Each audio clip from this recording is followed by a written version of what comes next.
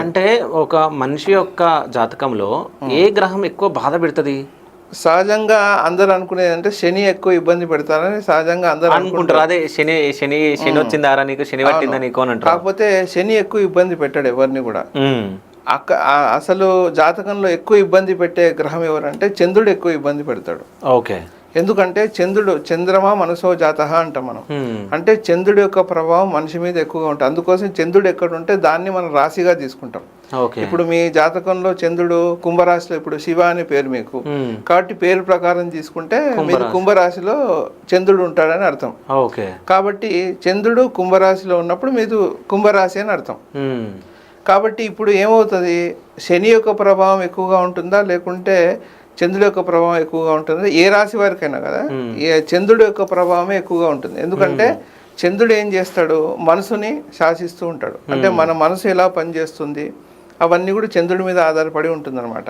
ఇంకోటి, ఎక్కువ మనిషి బాధపడేది ఎప్పుడు కూడా శారీరకంగా ఎక్కువ బాధపడతాడా మానసికంగా ఎక్కువ బాధపడతాడా? మానసికంగానే ఎక్కువ బాధపడుతుంటాడు. ఇంకోటి, ఏలినాటి శని కానీ, అర్ధాష్టమ శని కానీ, తర్వాత అర్ధాష్టమ శని, ఏలినాటి శని, తర్వాత అష్టమ శని, ఈ 3 రకాలైన శని ప్రభావాలు ఉంటాయి మనకి.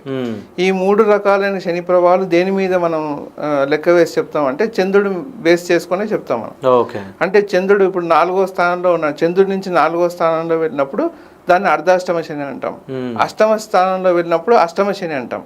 తర్వాత చంద్రుడికి 12లో ఉన్నప్పుడు దాన్ని ఏలినాటి శని అంటాం. తర్వాత 7.5 సంవత్సరాలు ఉంటాడు ఏలినాటి శని అనేది.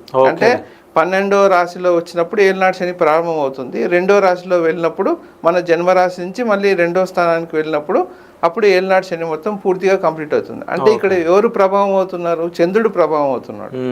అంటే చంద్రుడు ప్రభావం అవ్వడం వల్లనే మనకు అన్ని కూడా మానసిక ఆందోళన కలగడం కానీ, ఏ మనిషి ఏదైనా తట్టుకోగలుగుతాడు కానీ మానసిక ఆందోళన తట్టుకోలేడు ఎవరు కూడా. ఇప్పుడు ఆర్థికంగా మనకు కష్టం వచ్చింది అనుకోండి, ఆర్థికంగా కష్టం వస్తే ధనం ఇబ్బంది కలుగుతుంది. కానీ అదే మనసు బాగా గట్టిగా ఉన్నవాడికి, మనసు నిబ్బరంగా ఉన్నవాడికి ఏ కష్టం వచ్చినా వాడు తట్టుకొని నిలబడగలుగుతాడు. కాబట్టి మనసు చాలా గట్టిగా ఉండాలి. కాబట్టి చంద్రుడు చాలా తేలిగ్గా ఎఫెక్ట్ అవుతూ ఉంటాడు. ఇప్పుడు మనకు ఒక రోజు ఉన్నట్టు మూడు ఇంకో రోజు ఉండదు. కాబట్టి ఇక్కడ చంద్రుడు ఎప్పుడు కూడా మనల్ని శాసిస్తూ ఉంటాడు. కాబట్టి మనకు చంద్రుడే ఎక్కువ ఇబ్బంది పెట్టే గ్రహం, ఆయనే ఎక్కువ మనశ్శాంతి కూడా ఇచ్చే గ్రహం కూడా ఆయన.